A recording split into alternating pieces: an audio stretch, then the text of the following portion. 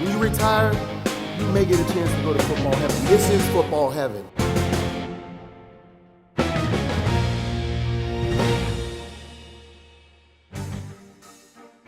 Hey guys, welcome to The Mission. I'm your host, Jameer Howerton. And as we continue to celebrate the excellence of this year's 2022 class of the Black College Football Hall of Fame, today I'm so honored to be joined by three-time Super Bowl champion, Dallas Cowboys legend, and most importantly, the pride of Florida A&M, Mr. Nate Newton is joining us right here on The Mission. How you doing, sir? I'm doing great, man. I'm doing fabulous, man. I'm feeling good. I'm looking good. I don't know if I'm looking good, but I'm feeling good.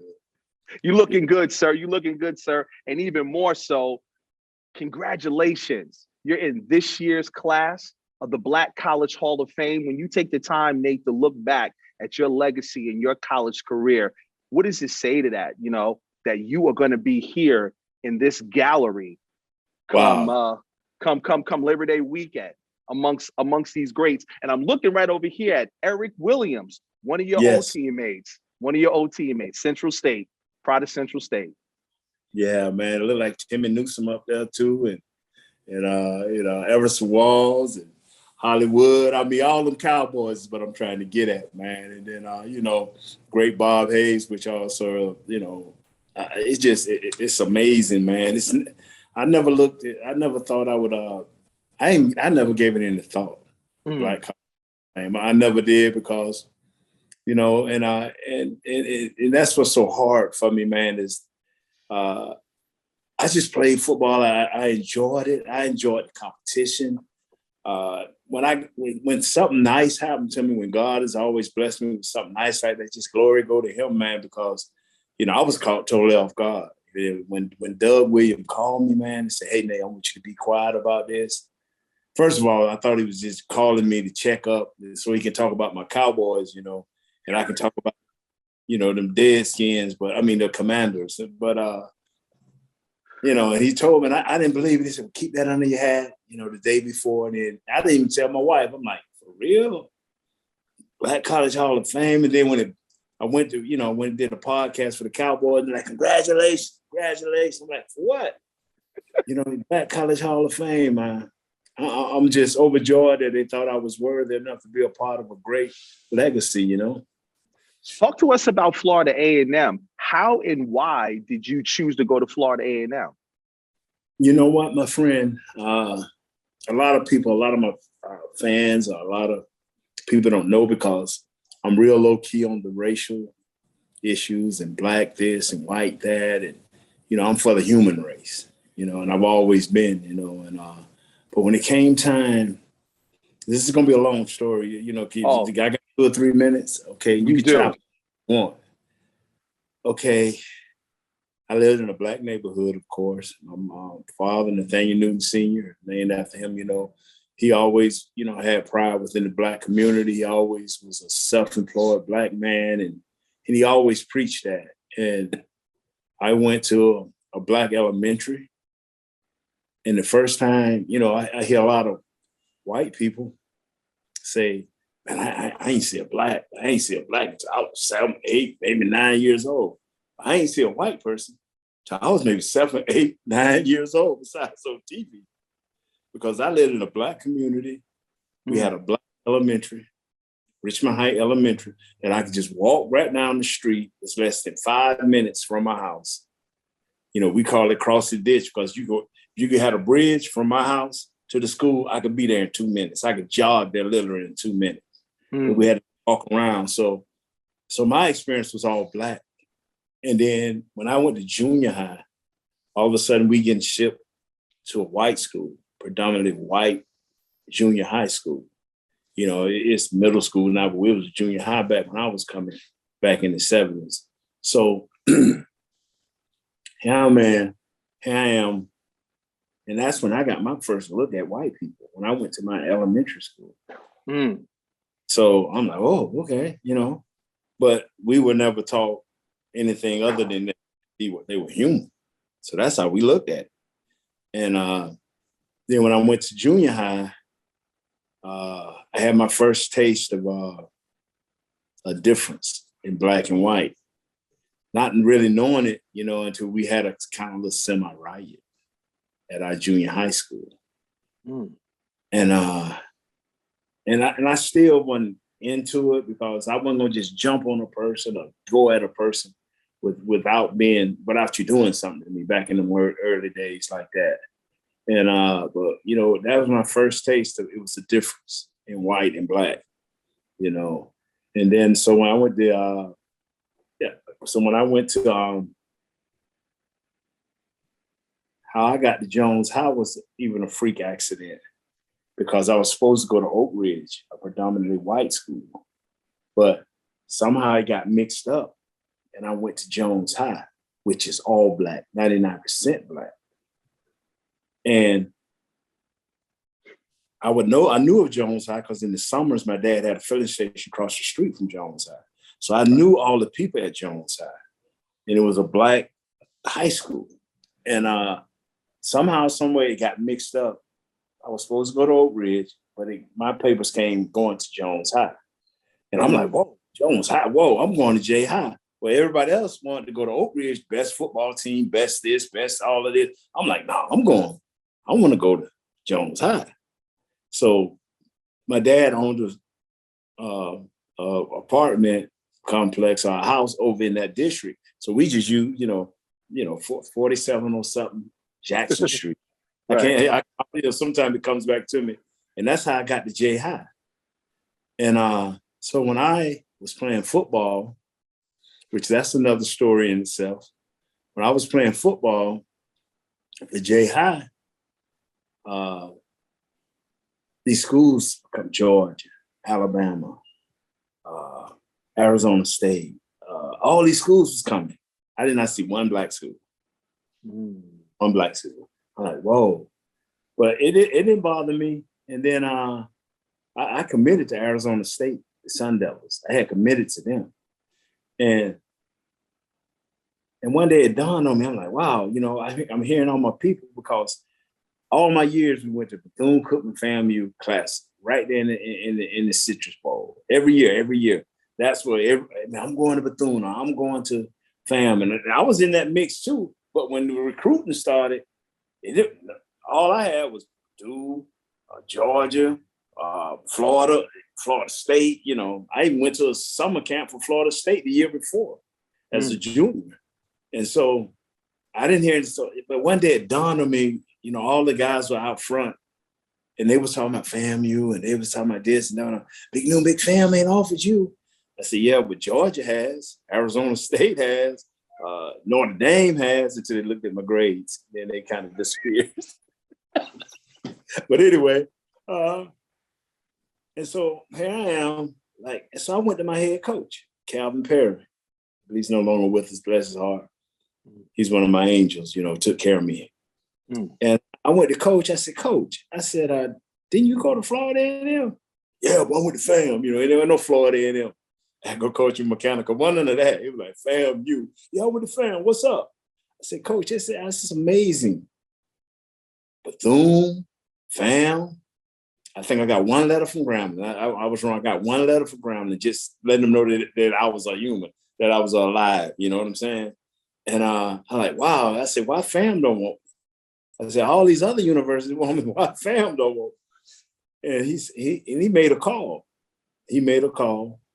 Got in touch with Coach Hubbard. Got in touch with some of the alumni out there, and they flew me right in. A week later, I'm at FAM. Over there chilling out, talking, having fun. When Coach wanted to take me to meet all these people, I'm looking around. I said, Coach, you ain't got to do all that. I'm coming to FAM. And so I went back and told my dad, I said, Dad, man, I ain't going to Arizona State. He said, you're not? I said, no, sir. He said, well, first of all, you got to call this coach. They had to spend all this time recruiting you. Mm-hmm. But that's the first time I had to make a man decision and tell him you're not coming. So I called the coach at Arizona State and said, Coach, I'm sorry. I'm not going to come. I'm not going to sign. I'm going to Florida A&M. Well, what can we do for you? What can we do? And I didn't know at the time what could we do for you meant something big. I was like, if I didn't do that, probably I would have went to Arizona State. But I'm like, it's nothing you can, it's nothing you can do. I said, I want to go to FAMU. So National Signing Day, everything I signed at family. That's how I got to Florida A&M. Wow. And luckily, I did go to Florida A&M because I was wild. I was out of control. These people here had a vested interest, not only as an athlete, but as a human being. So I didn't graduate. Went to the USFL, and then I took the long road around getting to the NFL. I went to the NFL, got cut, then went to the USFL. But none of these people at FAM ever gave up on me, and that's how I got to FAM, my friend. When you think of FAMU and you think of the preparation of life lessons, as you mentioned, you know what I'm saying, you was wild, you were young, right. you were having your fun. How did they prepare you? And we're going to step aside from football, but just life lessons and getting you ready for the next chapter. They one thing, and Coach Mungeon, Coach Bobby Lane, Coach Hill, Coach Kelly, all of these guys, Brother George Thompson, that was our head trainer, / equipment man, Purcell Pratt. These people always talk to you about life, and they would tell you, Coach Lane especially. I think Coach Lane no longer with us. Coach Lane like, boy. And it wasn't always boy. It was always, some other words came out. Who you think you are? You here at FAM, you losing your mind. We your people. We gonna take care of you. This world is white. I said, this world is white, son. You're gonna have to adapt.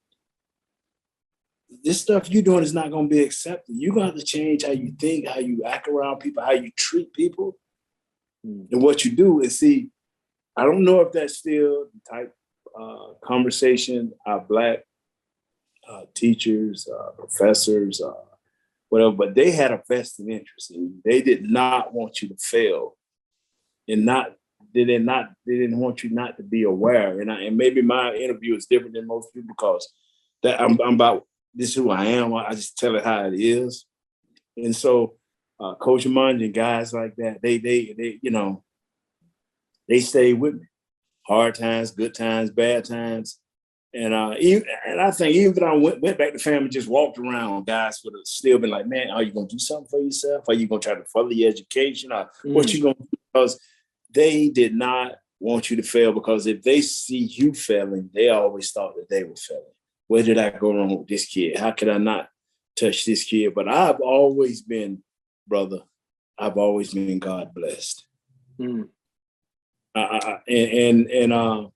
I'm not saying I was always a Christian, but I've always been God blessed to be around always good people. My best friend, Jeff Pope, high school, all the way through high school. Good man, severe career, Army man. My best friend, Tony Hayes, in college, police officer in Dallas. Mom helped raise me during the summers when I didn't go home in the summers. God has always put good, solid citizens around me. Yeah, so I've always been blessed, man.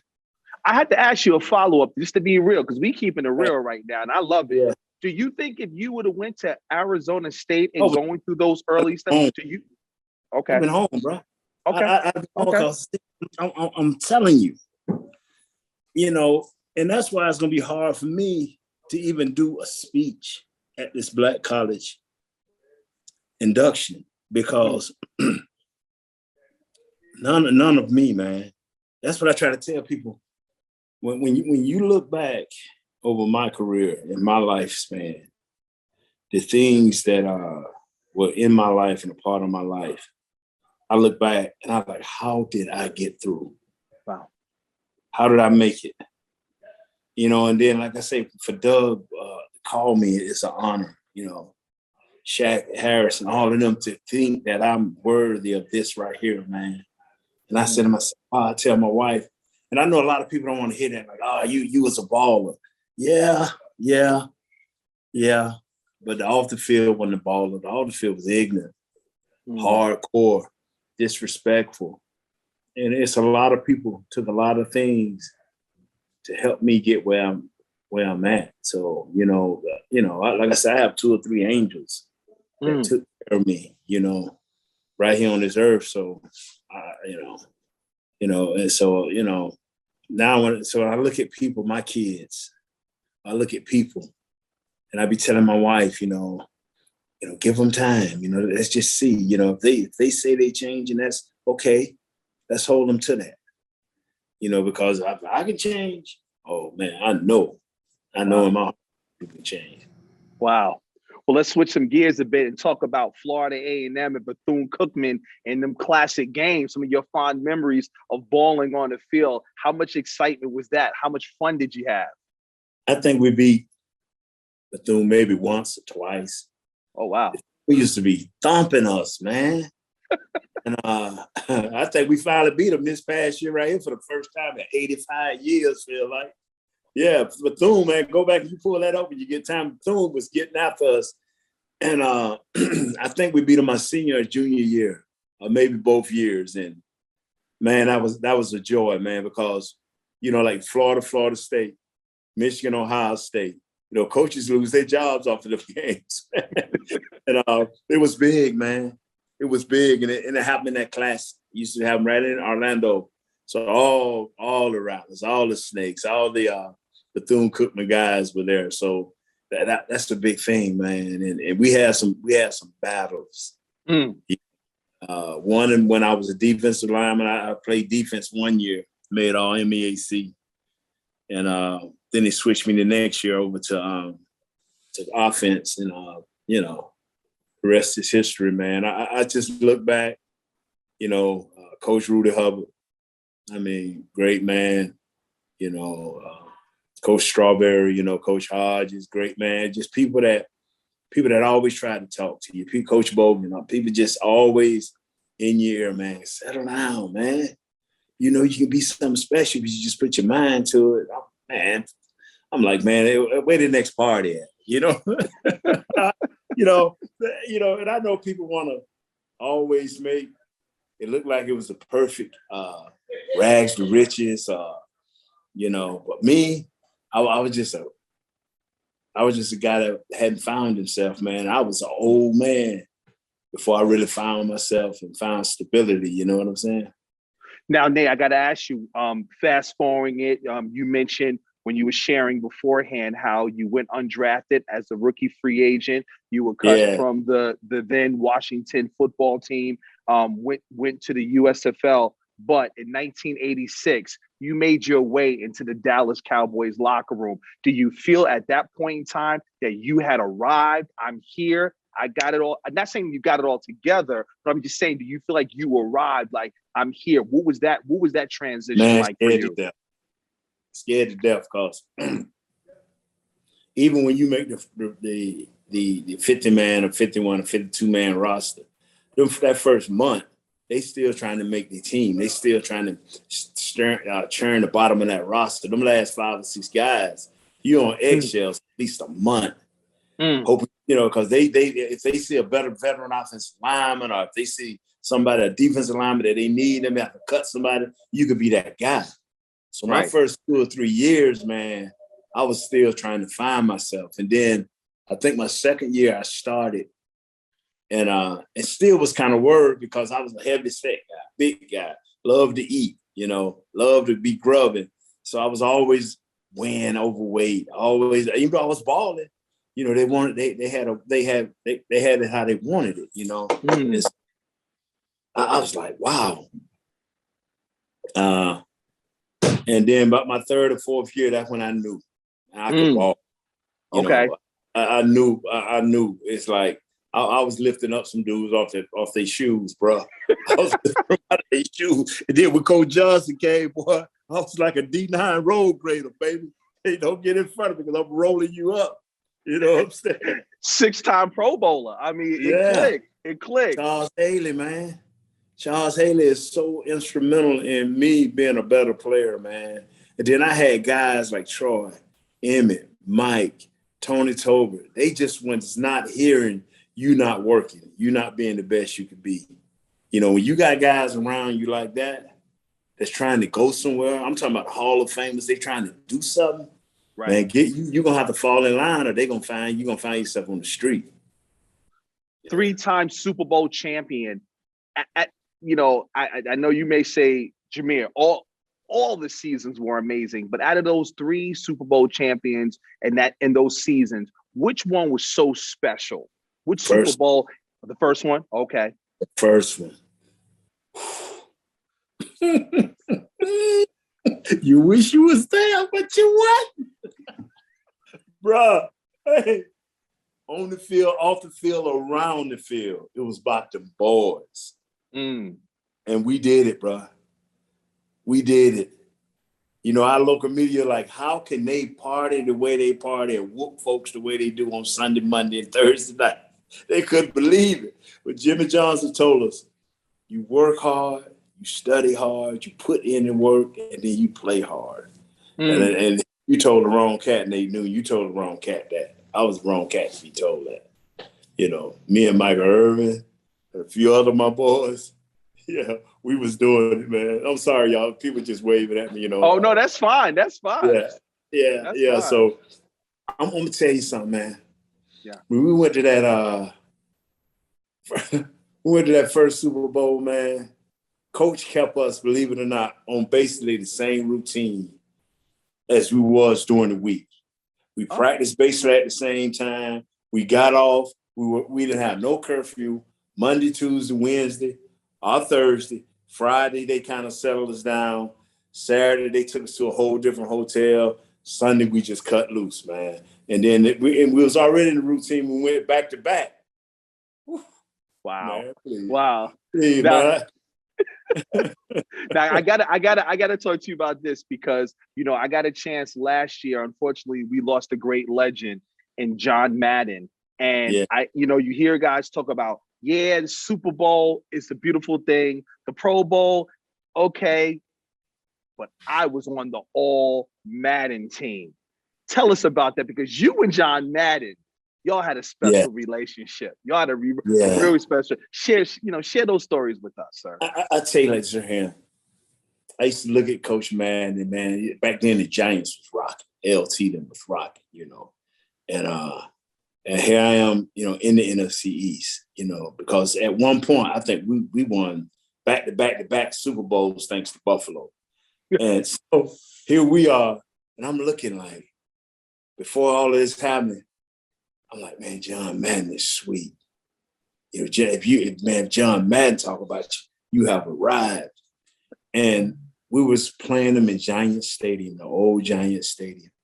And I got on the early bus for a change. I usually get on the late bus. I got on the early bus. So I got kind of lost walking around trying to find the locker room, because I'm in Oz still, coming from fam. You going into these NFL stadiums, you know, I'm looking around. I'm kind of got lost. And I find myself kind of over there by where the media come in and where they go to their booth.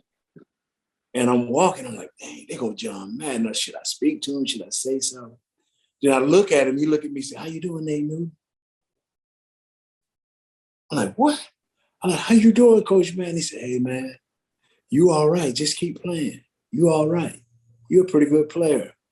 And then after that game, my boys was telling me, Tony Hayes and I'm a boy, man talked about you, man. Man, you know, I don't think we won the game, but man talked about it because I was trying to move some things. You know what I'm saying? Right. I from beating Coach Madden. And from that point on, and when Jim and them came, I was playing pretty well. And Madden interviewed me, him and Coach Summerall.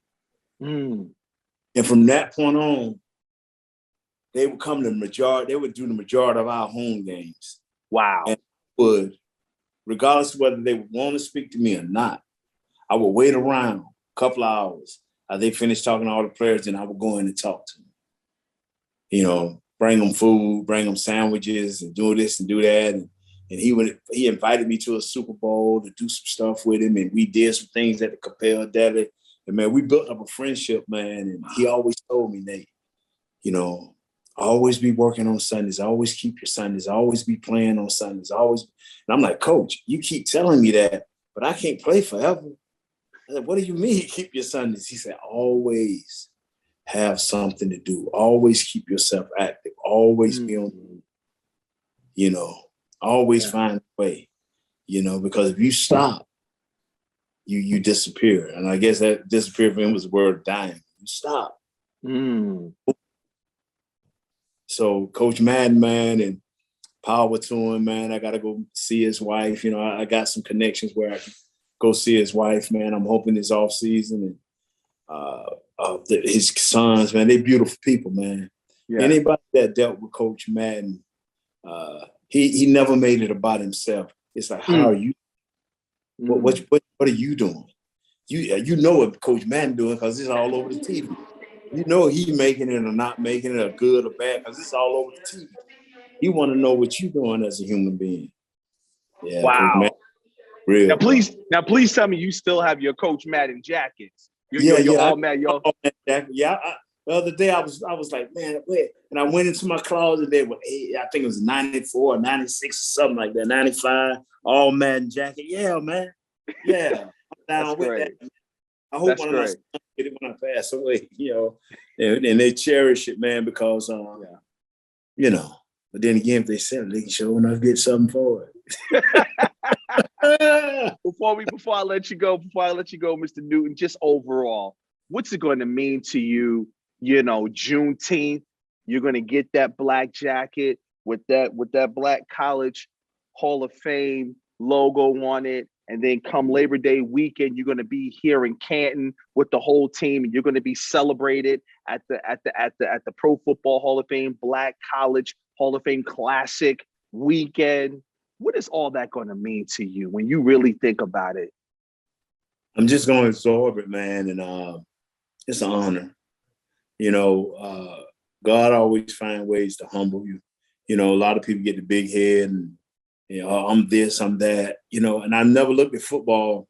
Football started out for me, basically, was hanging with the boys, hanging with others, you know, and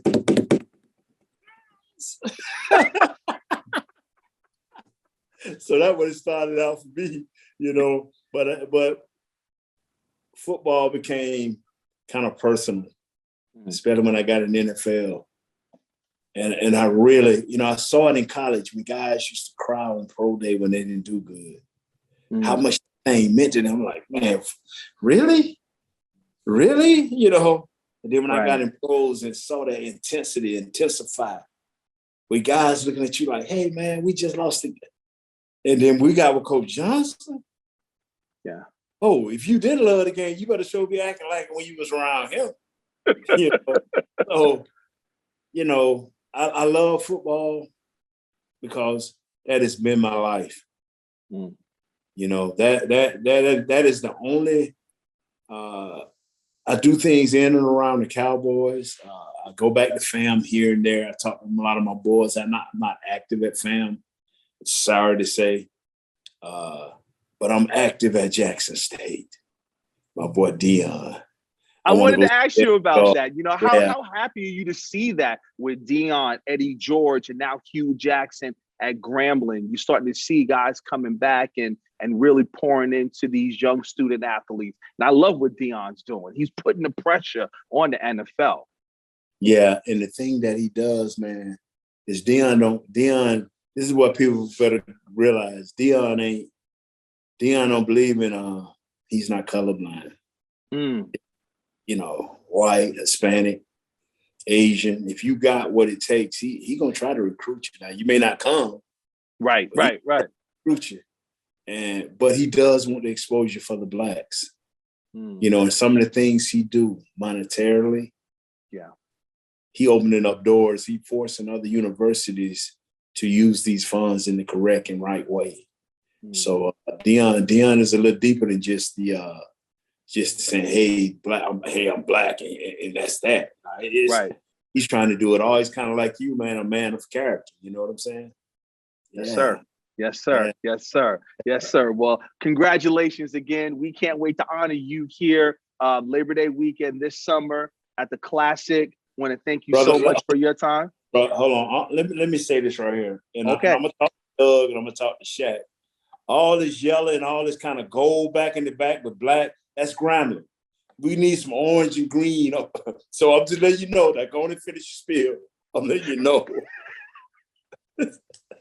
With that, I'm going to talk to the powers that be here that Nate Newton wants to see some you said orange and green? Green, yes. Some orange and green. You don't want to see all the black and the gold because it is lightweight.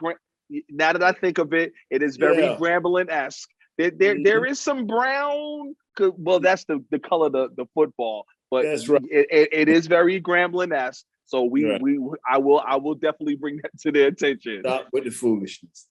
All right. Nate Newton right here on the mission, guys.